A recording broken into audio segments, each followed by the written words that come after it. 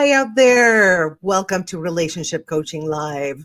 Have you ever felt the ache of missing someone you love, like the late night video calls, the countdowns to reunion, the constant question, can we really make this work? Well, you're not alone. Welcome to Relationship Coaching Live, where today we're tackling one of the most challenging yet rewarding love journeys, long distance relationships, how to make it work. Whether you're currently in love and considering one or just curious, this episode is packed with expert insight, real life stories, and actionable tips to help you turn distance into strength and keep your connection alive despite the miles. Welcome to the live. Somebody just joined on YouTube. Very welcome. So drop a comment in the chat if you have ever been in a long distance relationship. What was the biggest challenge? Let's hear your experience. All right. Now, you're like, well, why does this topic matter, Grace? Well, over 14 million couples in the US alone identify as being in a long distance relationship. Studies from the Journal of Communication show that couples in long distance relationships can be just as satisfied, if not more, than those in close proximity relationships with the right strategies. Now, research from the Journal of Social and Personal Relationships states that LDRs, we're going to call long distance relationships LDRs, LDR couples often develop stronger emotional bonds than geographically close couples because they engage in deeper conversations. Interesting. So if you've ever doubted whether long distance love can survive, stick with us. By the end of this episode, you'll have the tools and confidence to make it not just work, but thrive. Let's go to a story. Okay. I do collect stories from you guys, so feel free to send me your story and drop in the comments if you've ever been in a long distance relationship and what made it work and what didn't make it work. So I would love to hear from you guys. I know there's somebody in YouTube, on YouTube that just connected. I'm going to check the connection because I am not sure if it's good because it's saying here that, okay, it seems to be good. All right. So let's go to the audience story number one. So Jamie and Alex met on a study abroad program and had to navigate 2 years apart. That's a long time. When Jamie returned to the US for school, their biggest struggle, learning to trust each other without constant physical presence. Over time, they built trust by scheduling virtual dinner dates, journaling their daily experiences, and using a shared Google Drive for pictures and videos and love notes. How sweet. So today they're married and say the long distance phase strengthened their bond. How cool is that? So let's go to understanding the unique dynamics. And remember that I always back it up with psychological science and practical tips and also expert tips, plus stories, which I just read one for you. And it was a very good one. It was a successful one. And that's what we want to hear. Successful stories. We want people to be happy. All right. So the first thing that we need to address for LDRs is the emotional roller coaster. Okay. So there's a lot of highs because you have like the thrill of, meeting up and seeing each other for, like 2 weeks or a month, and you haven't seen each other in 3 months, 6 months, or whatever it may be. Also, another high is the deep conversations, because when you're not physically, the chemistry is not working physically, let's put it that way. So what happens is you just have deep conversations and you get to know each other really, really well, which is amazing. My first marriage was I've been married twice. And my first marriage was a long distance one. And he used to write every single day. I used to write every single day. We would talk on the phone. Not too much because it was very expensive back in the day. It was really expensive to talk on the phone from the US to Argentina. So, and it worked, we had like really deep conversations and I got to know him really, really well. And we're still in touch up to this day because we know each other very well. So deep conversations, one of the highs. Another high is a meaningful connection. Because when you have those conversations and you connect on a deeper level, then your connection is going to be way stronger. Now, not everything is a high, you guys, on the LDRs, long distance relationships. There are lows. There, like everything else, there are lows and highs. So the lows are loneliness, frustration, and misunderstandings. It can get lonely, but you can. I believe that if you enjoy your own company, the loneliness is not going to be as bad. So if you see a relationship not as like, if I don't see this person, I am going to be so lonely and so sad. No, if you see it like they are in my life to add value to my life. So when that is the case, the loneliness will be more manageable. Another one is frustration. Frustration because you can't see the person, right? And you want to see them. And it's like the schedules and the distance and everything. You have to just make it a point to see each other. And of course, misunderstandings, because when you are not in person, sometimes you can't feel that energy that the person is having at that moment. So, yeah, a lot of misunderstandings for sure. We have a comment. Let me see the comment. Well, hello, Jose. Morning, Graciela here until boss calls why I'm late. I love it. You are too funny. You're gonna be fine. Just tell the boss that I I held you hostage online. You can just say that. I don't care. Blame it on Grace. So let's keep going on LDRs. Okay. So we're talking today about long distance relationships and how to make it work. We talk about the highs, the emotional roller coaster, right? The highs, the lows. Okay. What does science say about all this? Psychological science. Psychological science reports that anticipation of seeing a loved one increases dopamine levels, creating emotional excitement, you guys. Yes, similar to the early stages of falling in love. That makes so much sense because it's like you miss each other. It's not like they're there every day and you take them for granted. So it's like when you see them, you appreciate it so much more and you make use of your time in a smart way and a good way. And I feel like, yeah, it's I to me it works because it's almost like having a boyfriend, even if you're married and it's long distance, you just have like a boyfriend or a girlfriend that you just get excited that you're going to see them, right? You just have your own life and then this person comes into your life and they just make it better, which is amazing. Now, here's a practical tip for you guys. Keep a countdown calendar for your next reunion. I do that like if you were in jail, like mark it down with the 5 sticks. Um, Knowing when you'll see each other is going to reduce anxiety and provide something to look forward to. That's a good practical tip. Okay. So we have another audience story, which I love my audience stories, and keep them coming, you guys. Keep coming with the audience and stories. Next, if you look at what the next relationship coaching live is going to be, send me your stories if you relate to it. Okay. Um, so, audience story. Riley and Casey kept things exciting by planning unique countdown gifts. Every month before their next visit, they sent each other a small but meaningful package. What a great idea. What did they send each other? A handwritten letter, a customized playlist, or even a scent they often wore. It kept the excitement alive. Yes, well, definitely. That's going to keep everything alive. You got to nurture a relationship, even if it's long distance, especially if it's long distance. You got to nurture it in a different way, right?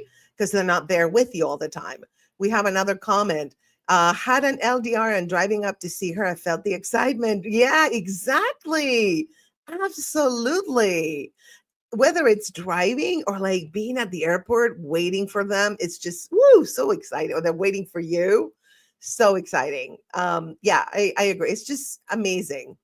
So another thing that we're going over actually the characteristics of a long distance relationship and I offer practical tips, scientific backing, everything. Okay. And stories. That's like a lagniappe, like they say in the South, in New Orleans. So, what is the next thing that we need to look into? Okay. It's going to be communication because communication is key. And communication is not about the quantity, it's about the quality of the communication. Why meaningful conversations matter more than constant texting, right? Like sometimes it's annoying to me. Like when somebody texts me like too much, it's like you're wasting like 3 hours of my life right now. And it's a lot of work. So I think that in this case, for an LDR, if you just say, instead of texting for 3 hours, interrupting what I'm doing to text or focusing on the text, make a phone call, FaceTime, see their face. I think that that's better for relationships rather than texting because texting also can cause misunderstandings. I think we've all gotten better at texting as we do it more and more. But I think that because we can't hear the tone of voice, see their energy, or we sometimes misread it.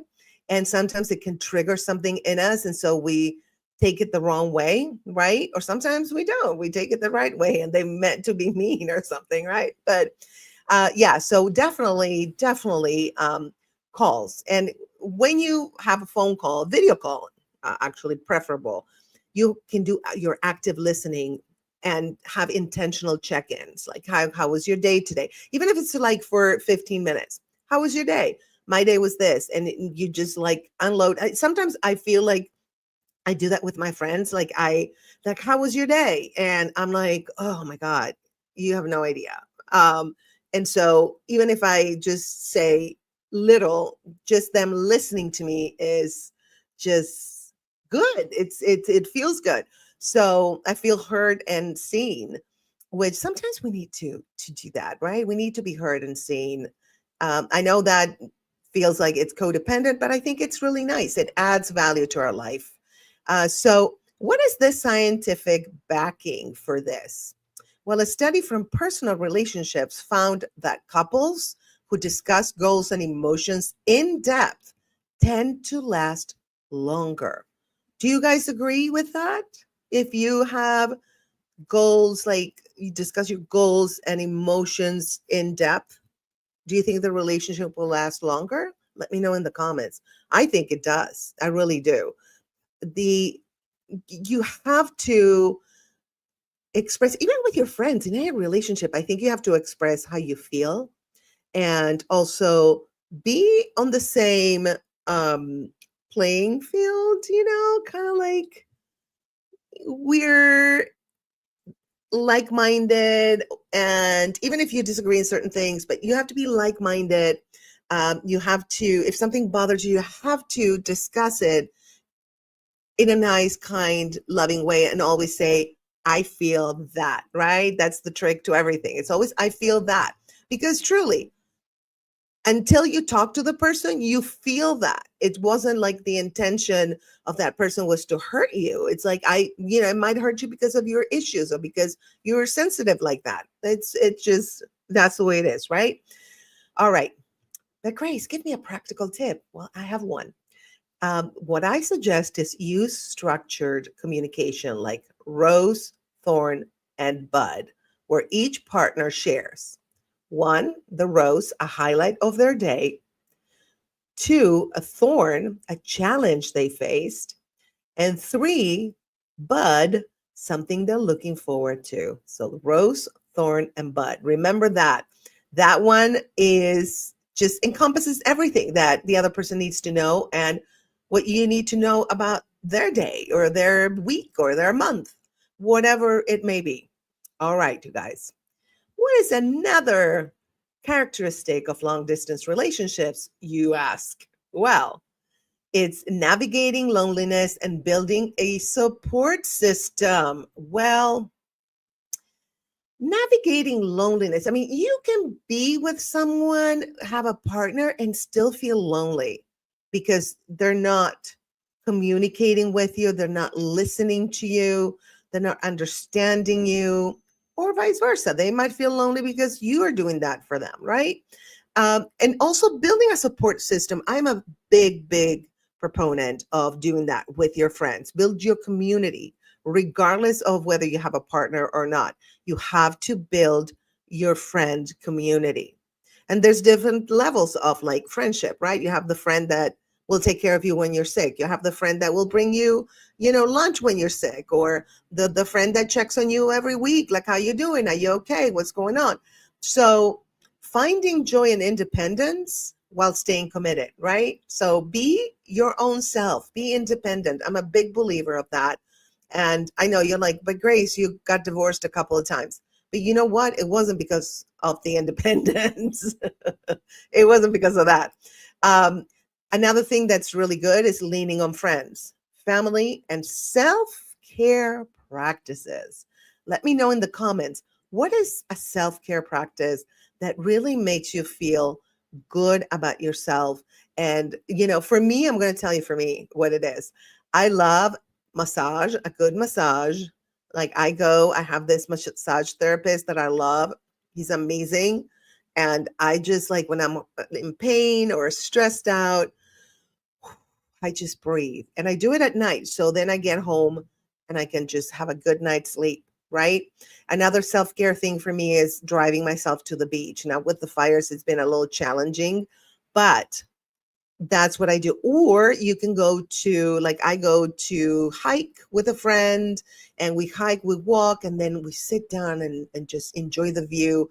And we're talking with the friend. We're telling each other, again, we're growing the rose, thorn, and bud, right? We're doing that with a friend, which is amazing because it helps you guys. Friends just, I find that my friends are like my sexless boyfriends and girlfriends. That's what I feel my friends are. So yeah, self-care, you guys. I could not encourage you more to do a lot of self-care. Take a day off. If you've been working crazy, and I need to do that myself because I am a workaholic. But just take a day. Sometimes I'm like, you know what? I've been working all day.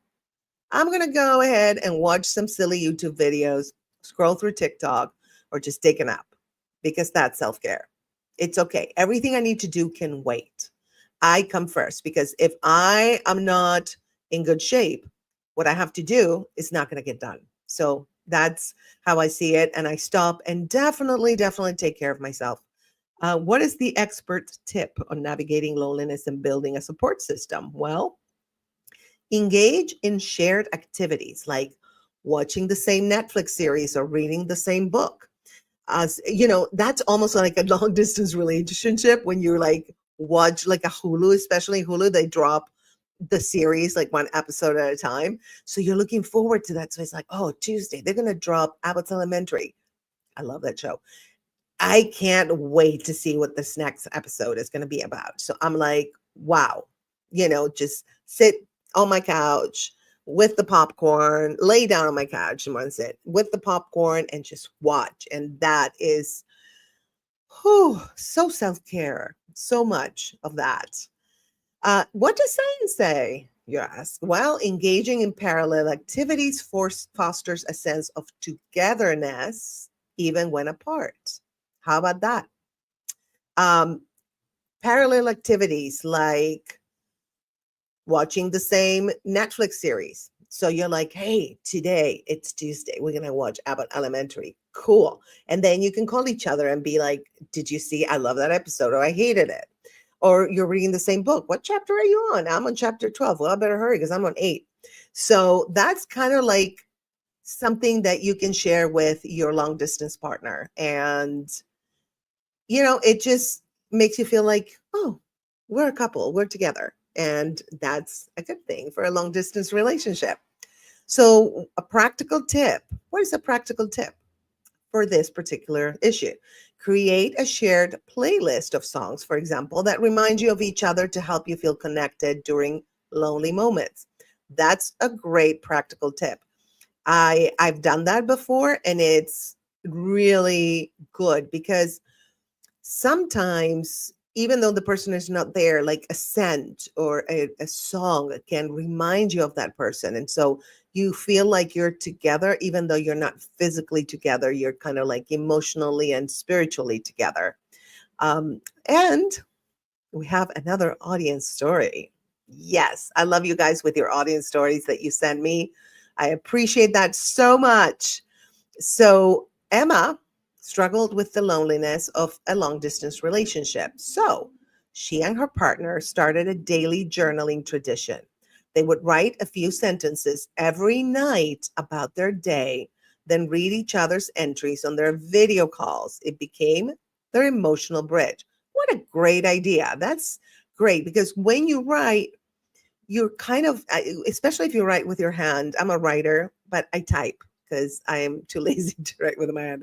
Um, there's a connection between your brain and your hand that is actually more powerful than your hands and the keyboard.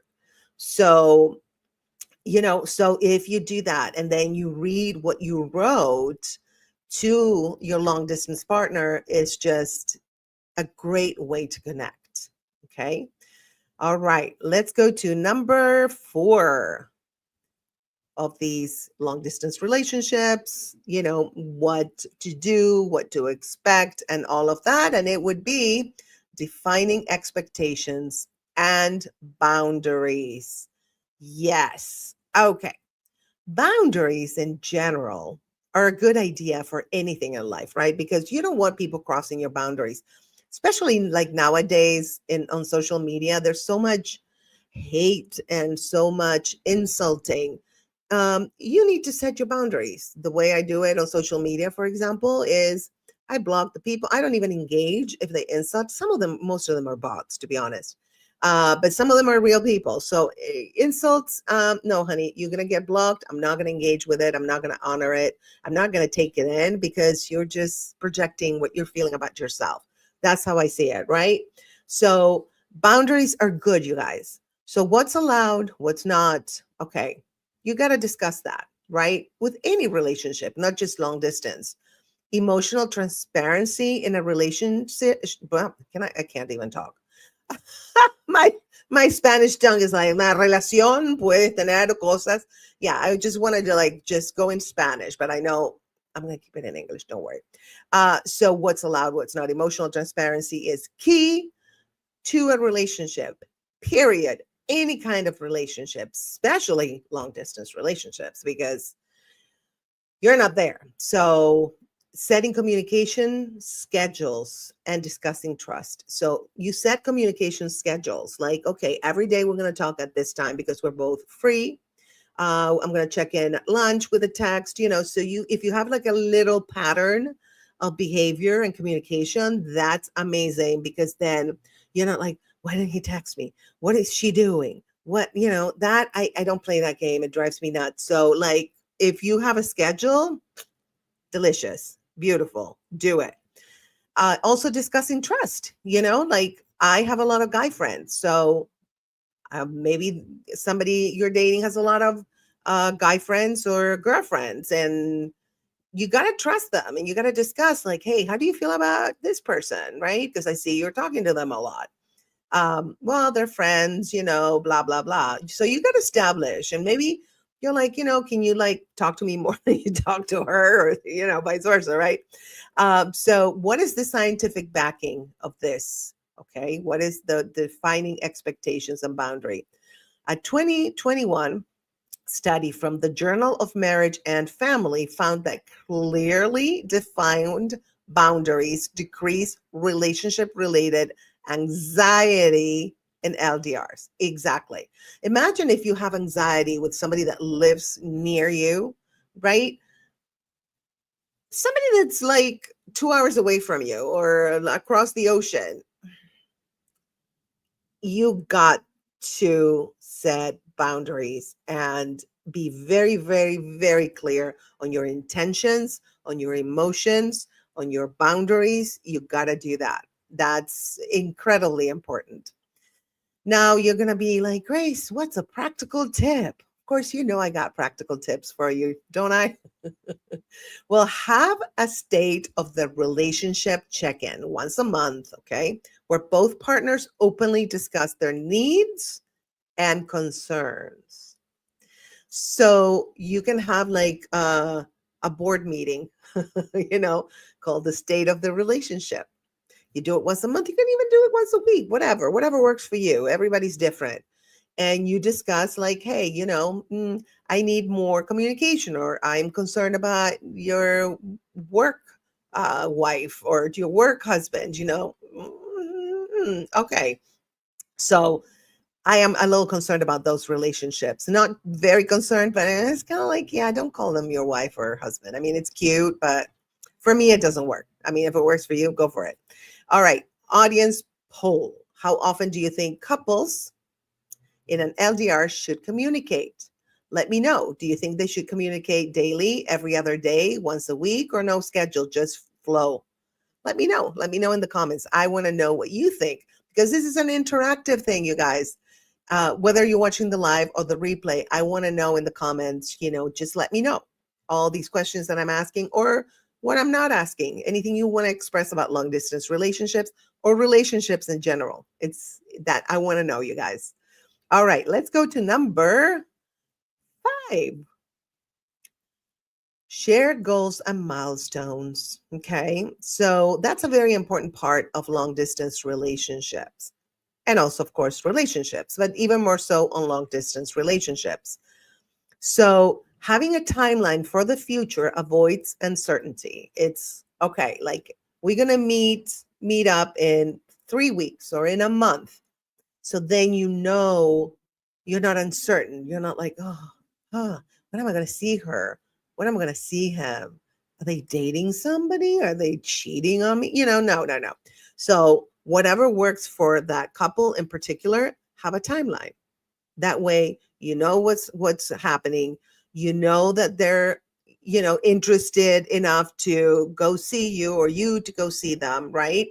So you got to have a timeline for the future, definitely. We have here, let me see. Sometimes the frequency depends on the free time each one has. Yes, as long as both know why they can't be in touch as often. Beautifully said. Absolutely. And Jose is answering the, how often do you think couples in an LDR should communicate? Absolutely. It's whatever works for them, right? Whatever works for you. And schedules is so important, Jose, because we're all so busy nowadays. It's very hard yeah, to just not have a schedule. You have to have a schedule, I think, or just be like, hey, this week I'm not working, or whatever works for you, but definitely have some kind of schedule or timeline, I think. So we were talking about, because I wanted to point that out with Jose. So, but we're talking about shared goals and milestone. Um, Another thing that's important, discussing living arrangements. Yes. Career plans, and eventual reunion. Okay. Living arrangements. If they come to visit, where are they going to sleep? Like, for example, I can't sleep with anybody because I am so used to sleeping by myself. It's going to take me a while. So I have a fantastic couch that's very super duper comfy, and it actually stays like a bed. Now, as I look at it, it's like a bed right now. And that's where I watch TV. Like, it's just so comfy. Or maybe, discuss whatever your living arrangements are. So the person is not like, oh, I thought I was going to sleep in the same bed, or I thought I was going to sleep on the couch, or whatever. So yeah, definitely discuss that. Career plans too. Like, what are your goals? What do you want out of your career? And how much time is your career going to take away from our relationship? That's a very important thing. An eventual reunion, like, well, will we ever live together or get married, or whatever that may be, right? Now, what does science say? Studies on relationship satisfaction indicate that couples with clear future plans experience lower anxiety and more stability. Well, that makes sense, right? If you know what's up and you know what you're both looking for, what your goals are in as far as the relationship, the future of that relationship, Of course, it's going to lower your anxiety. I can't stand it when people play games and they're like, oh, I was busy. I couldn't take. No, no, no, no, no, no. Don't start that. I can't. I just can't deal with that. No, I am never too busy to not text you. So you can't be so busy that you can't for 1 second text me to say, hey, right? No, that's BS. I am not buying that. Nowadays, we have so many ways to communicate fast that that doesn't fly anymore. It's like, no, mm-mm.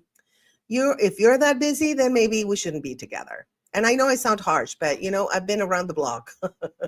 It's like, I don't take SHIT. Let me see. I always make sure there's hotel money for her to sleep at. Joke. She can sleep in my bed. I'll sleep on my couch, not making her bed in the morning though. Joke, joke. That's too funny. But actually, like when you're single for a long time, it's really hard to incorporate somebody, sleeping in your bed. It's unless it's a king, but even then, people move and they wake you up. I can't get a good night's sleep. Yeah, I like to get a good night's sleep. That's so important, you guys. And my best relationship was in the boudoir, was with someone we slept in separate bedrooms. And that worked. It's actually even better because you're kind of like missing the other person. So it's good. It's good. But whatever works for you, right? It's all up to whatever works for you. Here's a practical tip, you guys. Use a vision board to map out your future together. You can do it together or you can do it on your own. Both work, right?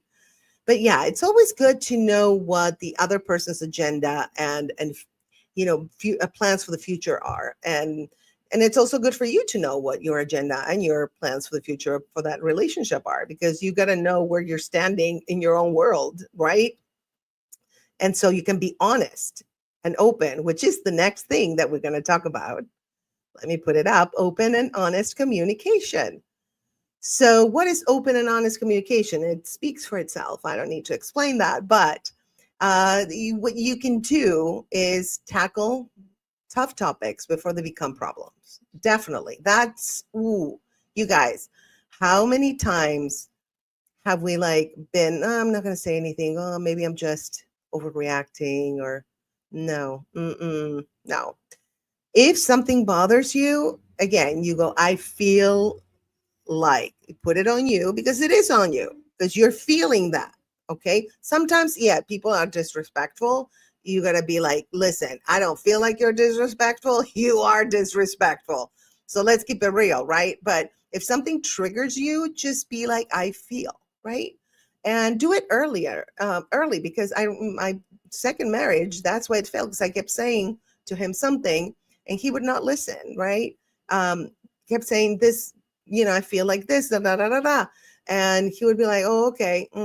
Didn't even bother to talk about it, wasn't interested in going deeper into the topic or anything. He was just like, okay, well, you'll get over it, right? And that's eventually that took its toll, you guys. See, that's why I'm a relationship coach, because, it's not like the people that are married or are in a relationship for a long time that know stuff, but the people that quote unquote failed or had a couple of relationships that didn't work or one relationship that worked or whatever.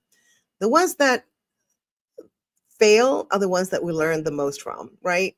I learned from that marriage that you need to tackle tough topics before they become problems, period.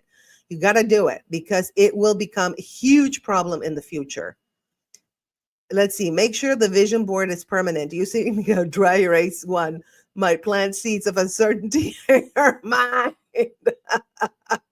We're gonna do it with a paper one, right? Not with a dry eraser possibility. I get it. Yes, that's a great point. I'll say thank you for that.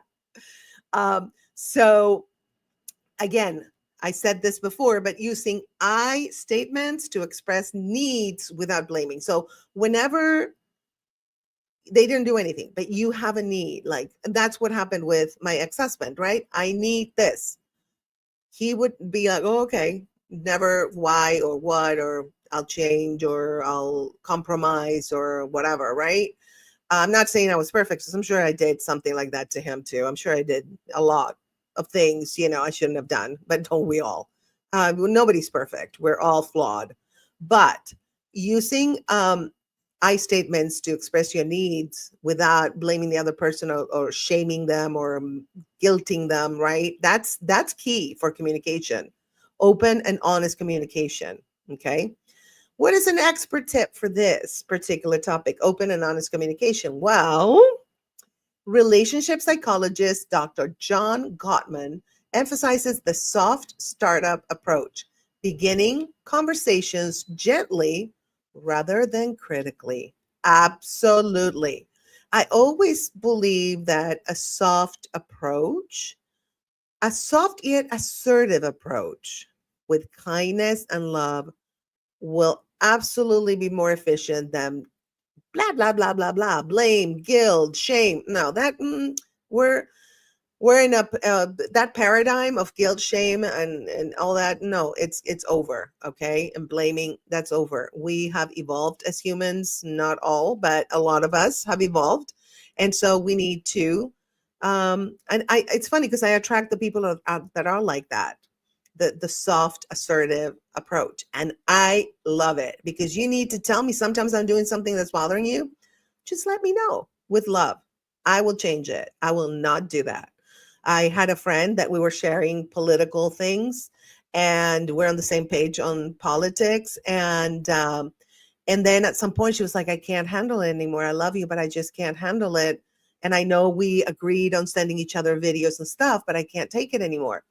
I was like, girl, don't worry. I got you. I got you. So from then on, unless she sent me something that was political, I would not talk about it, respecting her boundaries, right? And she was open and honest. That's why we're still friends, because just complete openness. And I love that. All my friends are like that. I just can't handle people that are sneaky or diplomatic, because I do not understand diplomacy. You guys, I was like that since I was like out of the womb. All right, my loves. So the next thing about long-term relationships is keeping the spark alive. Okay, that is actually a good idea in every relationship. Okay. So, for example, if you're long distance, how about you have virtual date ideas? Maybe like cooking together over Zoom, or maybe like a virtual museum tour. Those are fun. I'm telling you, there's so many like museum tours, or anything like architectural tours. There's just so fun. Playing online games together. Another thing you can do long distance, like couples meditation sessions or shared workouts. That's fun. I was in a relationship that used to be a bodybuilder, like Hall of Famer, like wrestling Hall of Fame, and karate Hall of Fame, and and we worked out together, and it was so much fun because he would train me, right? I was so buffed when I was with him. I was in the best shape of my life. And yeah, and so that was something that we looked forward to. That was not a long distance relationship, but in LA it could be, because he lived in the valley, I live in Beverly Hills, so that could be considered long distance in LA, because the traffic is terrible. So yeah, so we did that, and it was so fun. I looked forward to it, and we would laugh and just cut up and be silly. That was like the most fun I had in a relationship, like working out together. So if your thing is not working out, do something that's fun for you, for both of you. You look forward to it, and just be present. Okay. All right. Let me see. Here, Jose has a comment. Be open, say with words, not with a stare. Yes, that goes back to the open communication, open and honest. Absolutely, because a stare is passive aggressive, not like side eye. No, no, be like, maybe your face, like I'm very expressive, and I know my face is going to show the hurt or whatever it is, but then express with your words. I totally agree with you, Jose. Okay. So what does science say about keeping the spark alive? It says that engaging in activities that release endorphins together fosters emotional closeness. See, working out, endorphins, laughing, watching a comedy show, endorphins. By the way, if you go subscribe to my YouTube, like, comment, and share this video. And I am a comedian, as you know, so you can subscribe to my YouTube, and you can watch the world's longest comedy special. I attempted it, and we did it 8 hours of comedy. So if you want to have some fun, you can watch it in like hour increments. It was a fun show. We kept it clipped and fun, and great comedians. We have 24 stand-up comics. We have four experts um, about comedy experts. One from Everybody Loves Raymond, the other one from Mrs. Doubtfire, one who has an online comedy club, and then a national headliner who has comedy specials too. So all like super cool people. So definitely subscribe and watch it. It's under stand-up comedy. You'll see it. The world's longest comedy special. Oh, hi, David. Good to see you. Thank you for being here. And I love David. Here's a heart for you, and a heart for Jose too, because Jose is, I love Jose and David. You guys are like amazing. He says, subscribe, you won't regret, but definitely rewatch. Yes. Thank you so much. Thank you, guys. David and Jose. See, that's my tribe. Those two are my tribe for sure. I love them dearly. And we're on the same page, and we add value to each other's lives. Isn't that amazing? That is so cool. So, okay, you guys, let's go to practical tip for keeping the spark alive. All right, that's my sexy voice. Okay, so try using apps like Cast or Teleparty to watch movies together. Okay. Yes. Oh, and I'm seeing where the try to your pod. Oh my God, I love that. Yes, I know you guys are. Oh my God, so funny. So anyway, I love that, Jose, is just the try to your pot. Oh my God, we should have a t-shirt. I'm gonna try to print some t-shirts and send you guys. So anyway, another thing that's important to keep the spark alive: surprise and spontaneity. Handwritten letters. See, I told you the handwritten thing works. Unexpected voice notes, surprise visits when possible. Well, kind of like, I don't know if I like surprise visits that much, but some people do. I like to, I'm a planner. So it's like, I want to know if you're coming to my place. But sometimes people have come here as a surprise, and I was okay with it. I was cool. It's cool. It depends. It depends what works for you. Okay. What does science say about surprise and spontaneity? Small unexpected gestures create more emotional impact than predictable ones. Oh, because it's like, oh, they're thinking about me and they miss me so much that they just stop by. Yeah. But, there's the fine line between that and stalking, because I've had that too. So anyway, I don't know. I mean, that's up to you, right? The surprise parties, I don't like surprises that much, like that, like they disrupt my flow. But some people love it, and that could work for you. Okay. Oh, and I have an audience story for you. So Leo once emailed his girlfriend an open when series letter. Open when you miss me. Open when you're having a bad day. Open when you need motivation. Each letter had a personal message and a small memento. That is lovely. See, and there's not a surprise thing. It's planned. It's like open when, right? So you have a choice instead of like they surprise, I'm here. Whew, I don't like that. It's just me, you guys.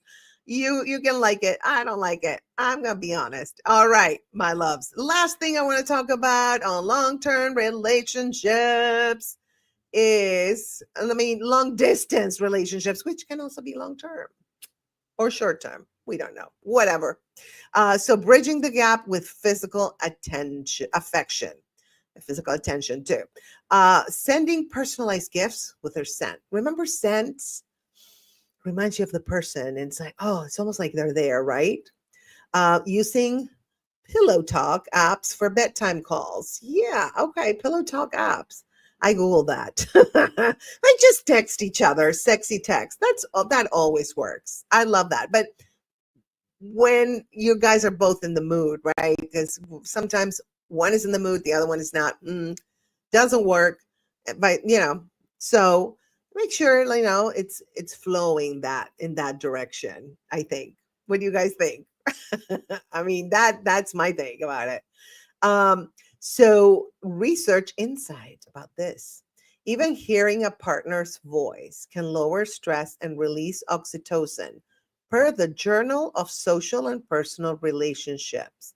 So hearing the voice can also lower, and the scent too, I'm sure. But they're saying hearing a partner's voice. Let me tell you a story. The guy that we worked out together, who was used to be a bodybuilder and stuff, and he got me all buffed up.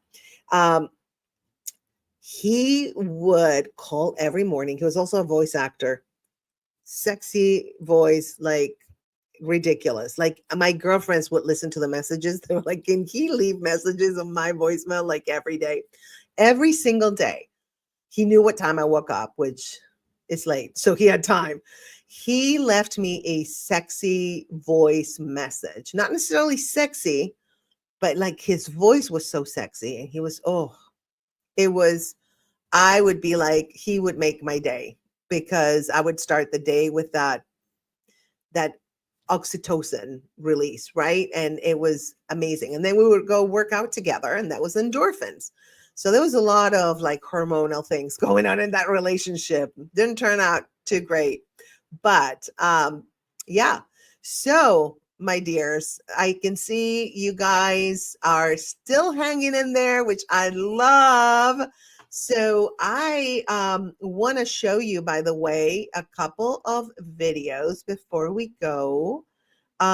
So I don't know if you guys know, I offer relationship coaching. So if you want a 30-minute free session with me, DM me on Instagram. Follow me first. I always follow back. DM me on Instagram and say, "Hey, I saw your video, Relationship Coaching Live." I just saw your video. I'll know. And I would love to have a 30-minute free relationship coaching session with you. We can do it on Zoom. And if you like what we talk about, you can also buy a package at www.thestateofgraceshop.com right here on the ticker. I'm going to put it down there. And yeah, I have packages there that I offer. So let me show you this little video that I did for you guys. Let me guess. You've been in a relationship that felt like a roller coaster, except you weren't strapped in, and now you're dizzy as hell. Sound familiar? Yeah, I see you, honey. If you've ever been love bombed, gaslit, or stuck in a situationship that felt like an unpaid internship, you, my friend, deserve better. Let's break the cycle. I help you spot toxic patterns, heal from narcissistic abuse, and step into your power like the king or the queen that you are. No more chasing, no more fixing, no more, but maybe they'll change nonsense. Whether you're fresh out of a breakup, wondering if you're dating another red flag in disguise, or just ready to find love without the drama, I got you. Book a one-on-one session with me and let's create a love life that's actually fun instead of an episode of Survivor Toxic Island.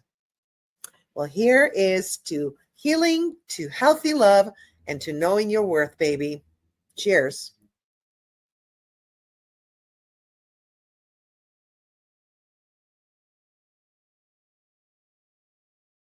All right. See, I made that video for you.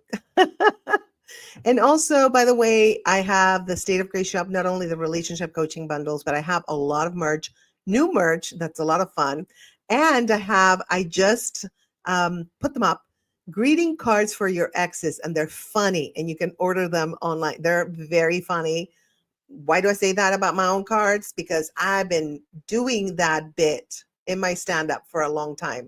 So the best of the best are available at the State of Grace shop, which is down there, as you can see on the ticker. So I'm going to show you a little video of that real quick.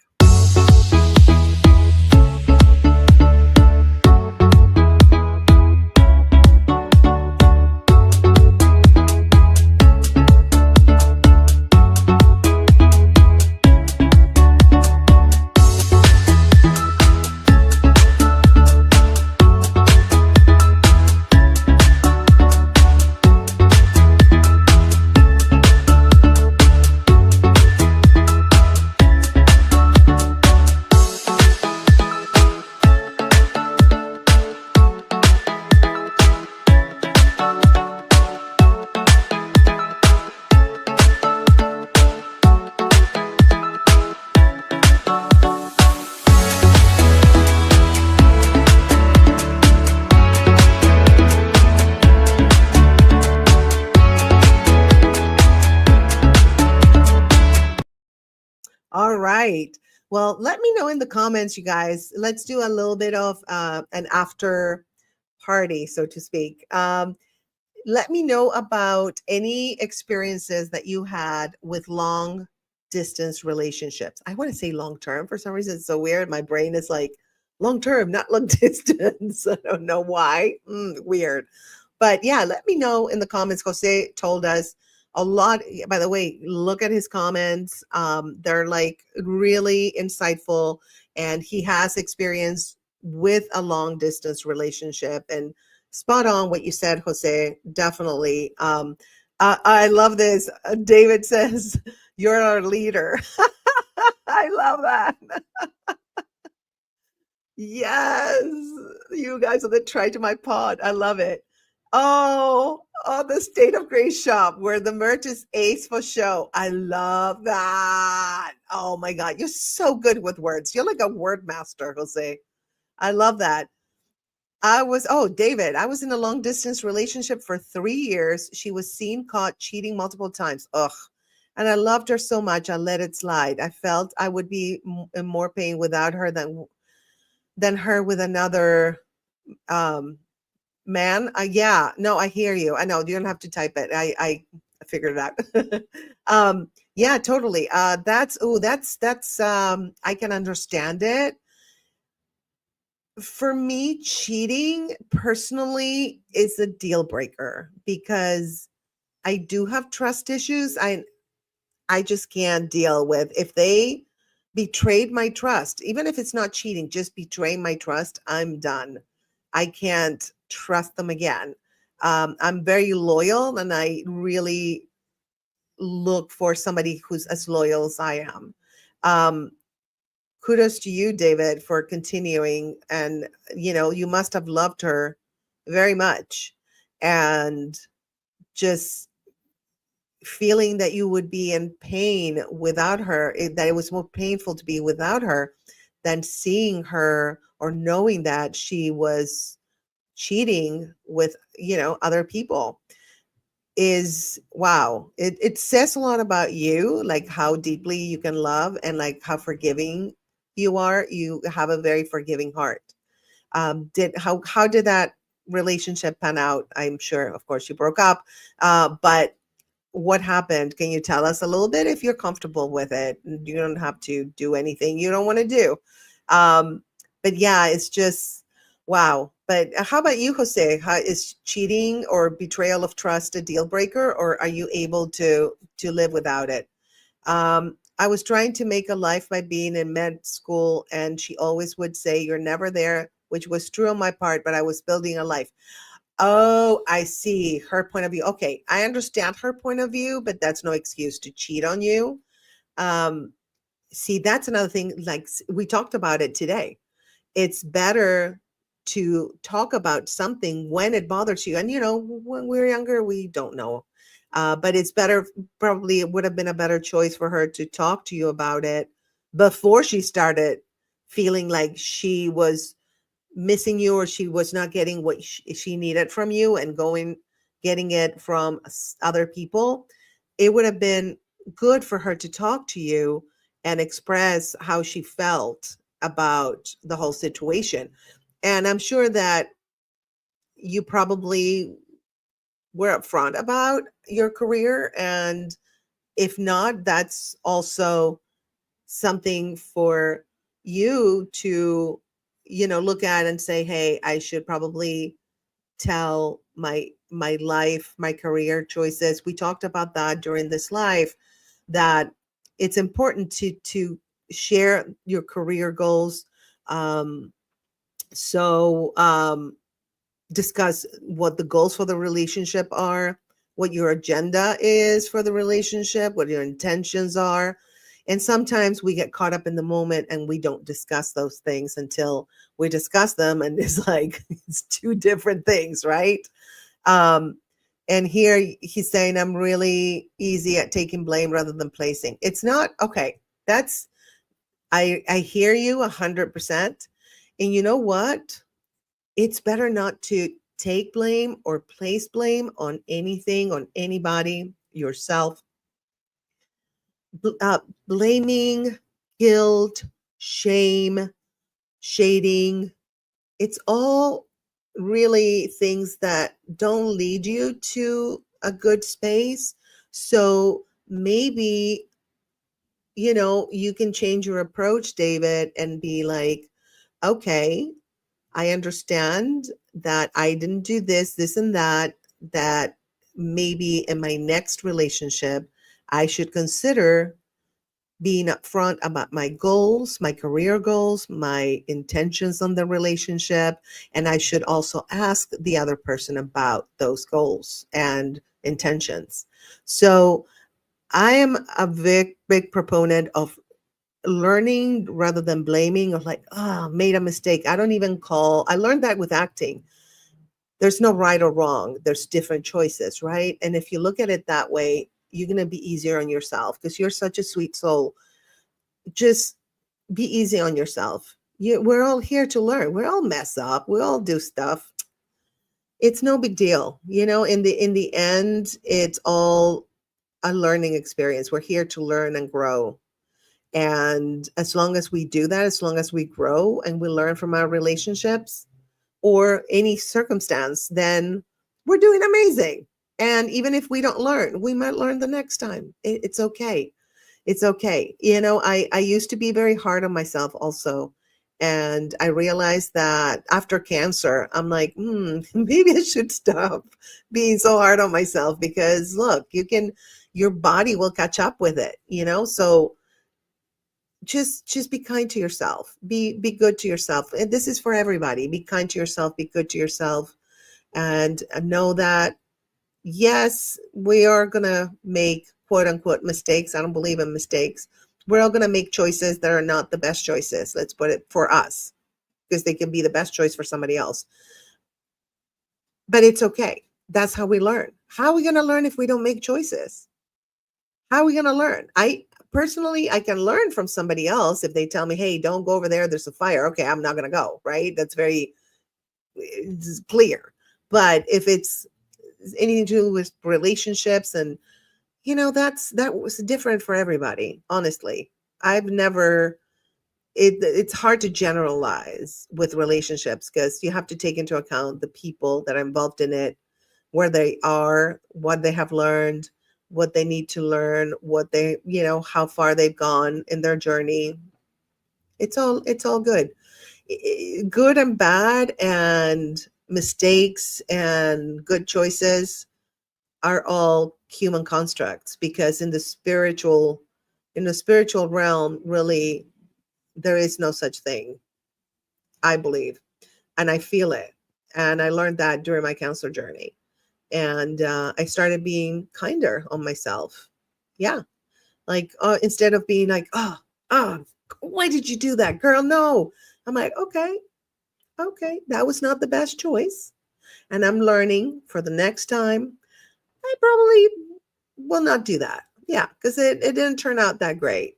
So, okay, I became a little bit more chill. So, okay, so here Jose is um, chiming in on if one cheats, odds are they did it before and will likely again. Absolutely. Love is great, but true if they love you back just as much. 100% couldn't agree more. And it's also about not hurting the other person, right? Why would you purposely hurt somebody by betraying their trust? That's, I think, for a lot of people, betrayal of trust it's a tough one. It's hard to bounce back from that for sure. Once I don't trust someone, I just can't. I just can't. I'm going to be, and I can't live, paranoid, like, are they going to cheat on me again? And I just can't do it. I can't. It takes away my peace. And anything, remember you guys, anything that takes away your peace, it's not worth going through. That's it. I learned that cancer has been my best teacher, believe it or not. It has taught me a lot, you guys. I used to like love the drama, not love it, but like be in the drama. And now it's like, oh, drama. No, no, no. Mm-mm. My peace is worth way more than all this BS. So um, here, if a woman tells me I hurt her in any way, I'm torn apart. I know because you have a beautiful soul, David. And I know that because Even the message you sent me yesterday, yeah, about the tias, yeah, and that's that's a sketch comedy thing, and Marisa is very sassy, but no, I could tell that, yeah, and you're a wonderful man. Just I can't even, I don't even have words of what a beautiful soul you are. That's what you're, a beautiful soul. So if you want to do a 30-minute free relationship coaching, talk to me for 30 minutes. I'm happy to do that. You can go ahead and DM me. I'll be happy to do that. Jose is saying learning in life is earning in wisdom to live your life the best you can. Agreed. Yes, absolutely. And we earn wisdom so that we can live a better life, right? So, yeah, that's what you're saying, and I love that. I couldn't agree more. Wisdom is golden, golden. And that's why I would not change all the quote unquote mistakes I made, because I learned so much from them. I learned what I want, what I don't want, what I can put up with, what I don't put up with. It has made me a stronger person for sure. David, don't take that bullet. Take notes instead for the next experience. Yeah, yeah, you're right, Jose. Absolutely. I couldn't agree more. And Jose saying, oops, box is calling. Till next time, much respect to y'all. David, you'll do good. You got a good soul. Adieu, Miss G. XOXO. Adios. Jose, much love, mucho, mucho amor. And also to you, David, mucho, mucho amor. I love you guys. Thank you so much for being here. Your presence and your comments just make my heart very happy, and we help each other, and that's what this channel is about. The State of Grace, it's about community, it's about helping each other, it's about growing together, it's about sharing our experiences, our stories. That's what it is. It's your journey to joyful living, and that's what we're all about on the State of Grace. And on the long term, I keep saying long term, you guys, I don't know what's in my brain. On the long distance relationship, all I can say is love knows no distance. It's about how you bridge the gap with intention and effort. Yes. Okay, let's see. Oh, David, thanks, Jose and Grace. You're amazing. Much love and respect. Much love to you, David. We love you. Try to my pod. Love that.